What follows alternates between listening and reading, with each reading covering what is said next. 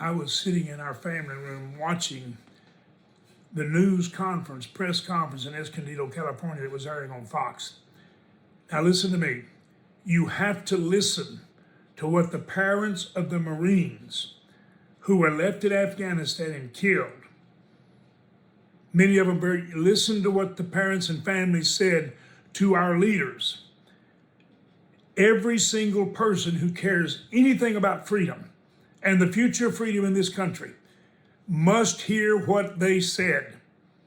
Every person must listen to this. So I plead with you, listen to what the parents of the Marines killed in Afghanistan, unnecessarily, what they had to say to the leadership of our country.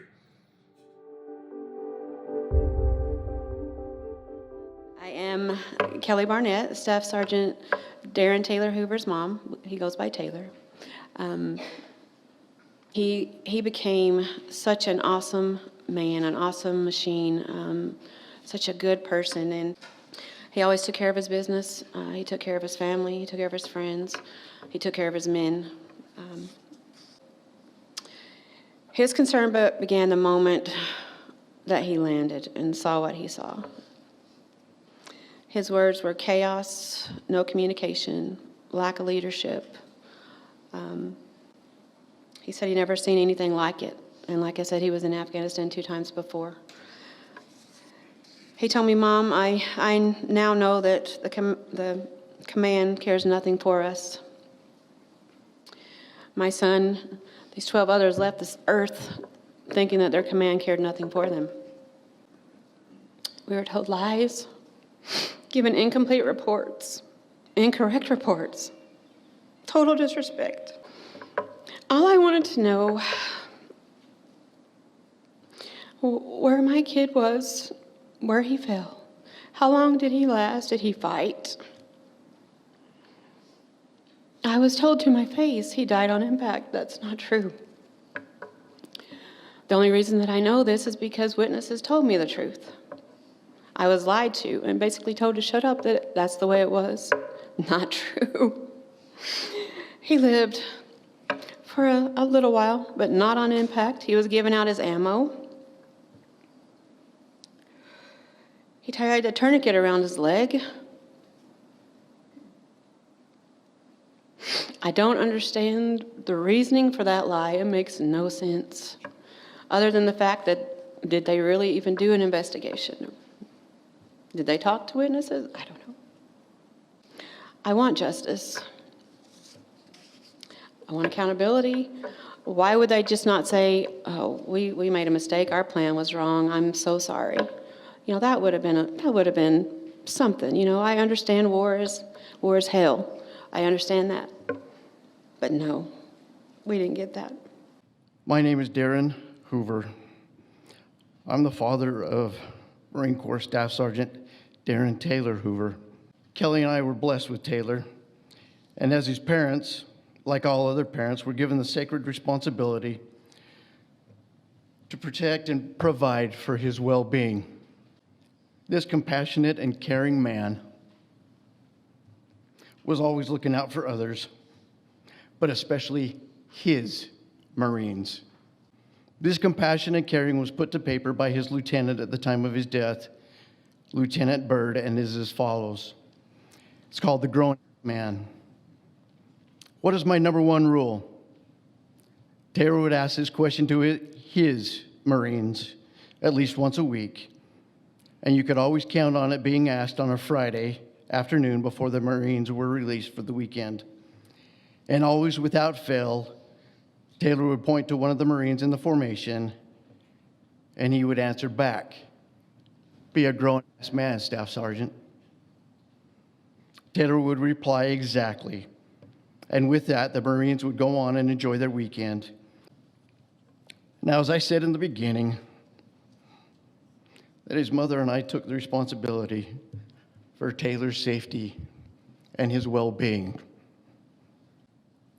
And in that day in September, we transferred that responsibility to the Marine Corps, the Department of Defense,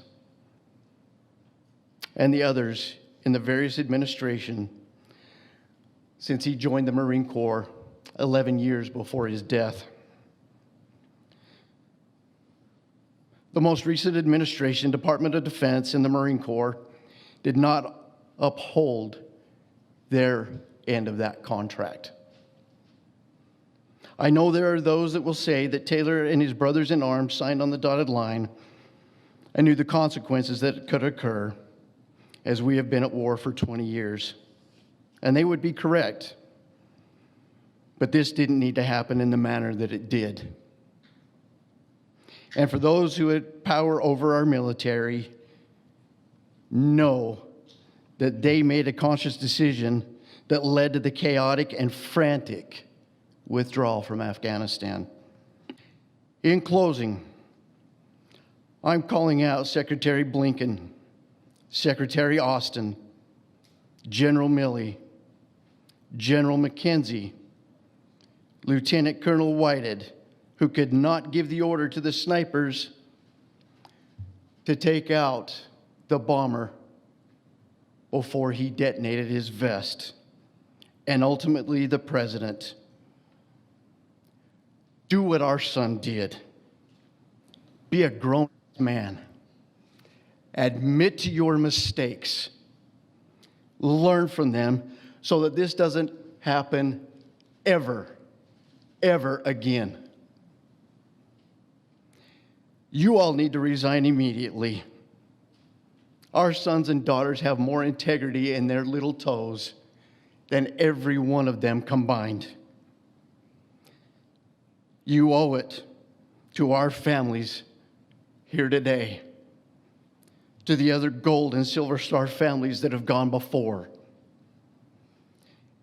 and most of all to the veterans who have given so much for this country so that we have the freedoms that we enjoy today. My name is CHRISTY SHAMBLIN, and I'm proud to be Sergeant Nicole G's mom-in-law. Her mama, Becky Herrera, would be here today, but she unfortunately passed before Nicole, and I like to think that she was waiting for her in heaven. One of my favorite memories of Nicole includes the picture that was taken of her just days before her murder in Afghanistan. She's holding an infant, and she posted with that, "I love my job." She's in the middle of the most horrific conditions I've ever witnessed in my life. And she is proudly serving her country and loving her job, doing 100%. She held nothing back. She strived to be the best she could, and she encouraged everybody in her life to do the same in their own way. When our leaders, including the Secretary of Defense and our Commander-in-Chief, call this evacuation a success, as if there should be celebration, it is like a knife in the heart for our families and for the people who came back and for every service member that served over this 20-year war. I live every single day knowing that these deaths were preventable. My daughter could be with us today. And that wasn't just one decision, it was many decisions. Many times over, it could have been stopped. So to call it a success is an ultimate disrespect for the very people that deserve every ounce of respect that we can give them. That day, there were 13 avoidable deaths of our service members, 30 plus critically wounded warriors who have our hearts. These young men and women came back bigger patriots than they left. I don't know how that's possible, and I admire them from the bottom of my heart. We left thousands thousands of allies behind. Billions of dollars in resources for them to use against us.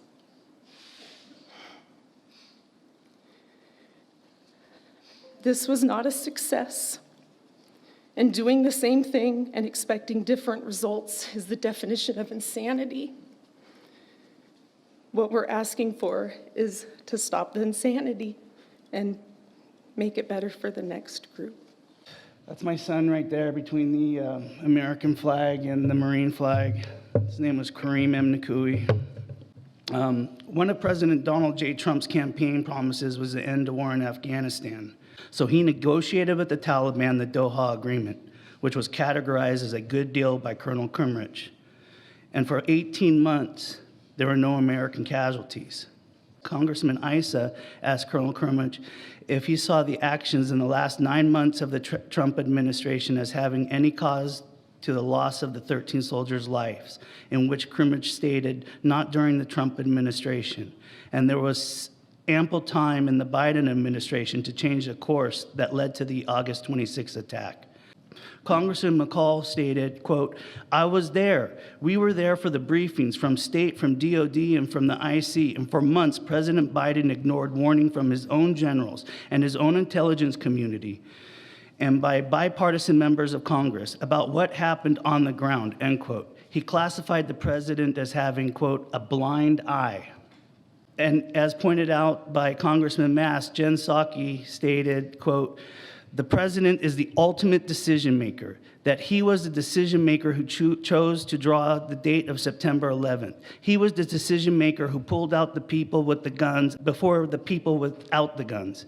The decision maker who collapsed the operations to HKIA Airport. It was Joe Biden, the ultimate decision maker, and that none of these decisions were in the Doha Agreement," end quote. There was something I'd like to do with Kareem. When he would leave to go,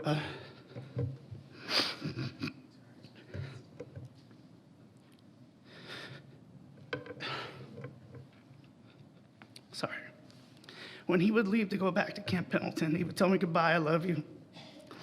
I would be on the other end of the house, far away, and I would wait to hear the door creak because of the hinge, the front door. And as soon as I heard that, I would yell as loud as I could his name, Kareem.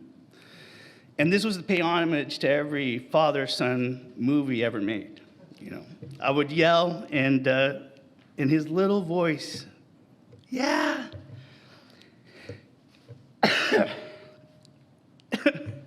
And I'd be like, avenge me. You know? And I would come and look at him, and he'd have the biggest smile. And now all I hear is him and his soft voice. Avenge me. Good morning. My name is CHERYL Rex. I am the mother of Lance Corporal Dylan Marola.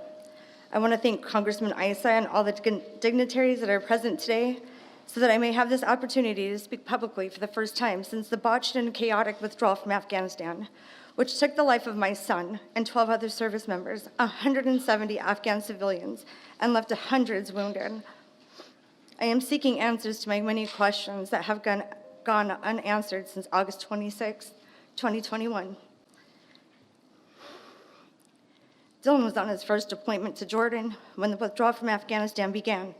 That quickly turned into an evacuation of our Afghan allies and civilians, when he and his battalion were then redirected to assist in this process. My son was only 20 years old. Myself and the other families of our 13 were awaiting for the plane arrival to the United States. When Joe Biden, our elected president, entered the room, when he approached me, his words to me were, my wife Jill and I know how you feel. We lost our son as well and brought him home in a flag-draped coffin. My heart started beating faster, and I started shaking, knowing that their son died from cancer and they were able to be by his side. Also wondering how someone could honestly, be so heartless to say he knew how I felt a little over 24 hours and learning of my son's death.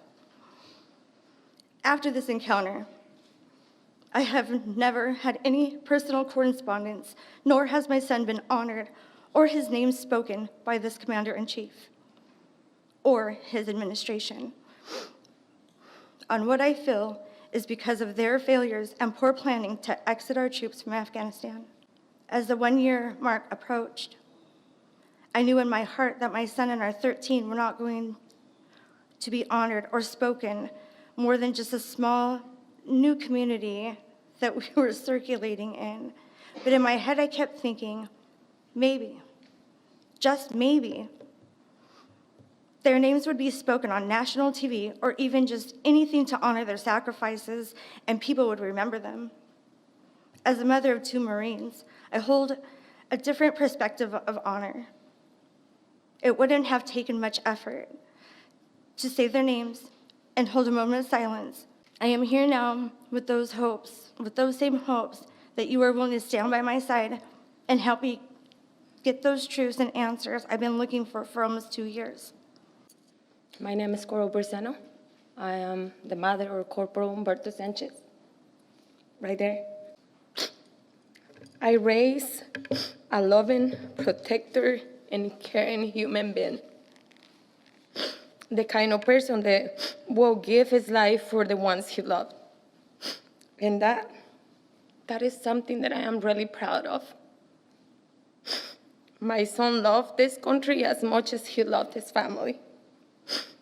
I expected the government to love my son as much as I do, to protect him, just like I protect him for the first 17 years of his life. Unfortunately, that didn't happen. They failed to protect not just my son, but 12 of his brothers and sisters that day. They failed to protect countless Afghans who died that day too.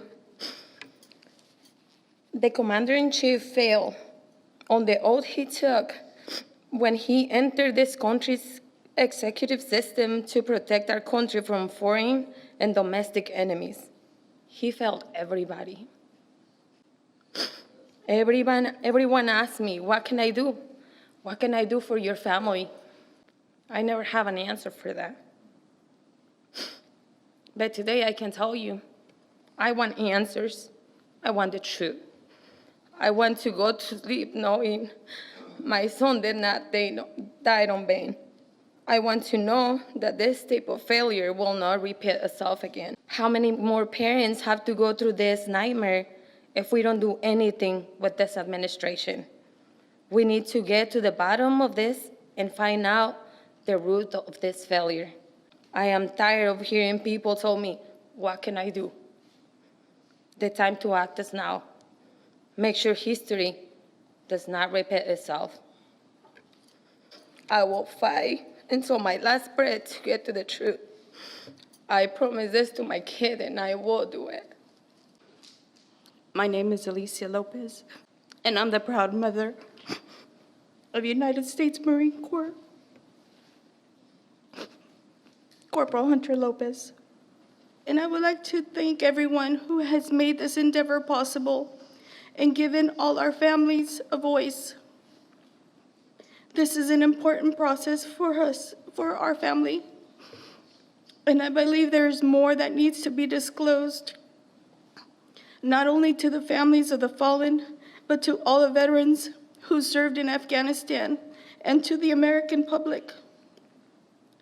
To say it's time to move on and there's nothing more to be said as to the planning and the execution of how our country wrapped a 2-decade war is an insult to all of us. Some answers were provided. However, as time went on, the answers provided were overshadowed by new information and testimony, only sparking more questions, doubts, and concerns. As Americans, we want this truth. As Gold Star families, we deserve the truth. We deserved it 2 years ago, and we definitely deserve it today. I ask that our children are honored, those injured, and those that made it home from HKIA, that they be honored by speaking the truth. Staff Sergeant Taylor Hoover, Sergeant Nicole G., Sergeant Johanny Pichardo, Staff Sergeant Ryan Naus, Corporal Dagan Page, Corporal Humberto Sanchez, Corporal Hunter Lopez, Hospital Corpsman Maxton Soviak, Lance Corporal Kareem Nakui, Lance Corporal Dylan Marola, Lance Corporal Jared Schmidt, Lance Corporal David Espinoza, Lance Corporal Riley McCullum.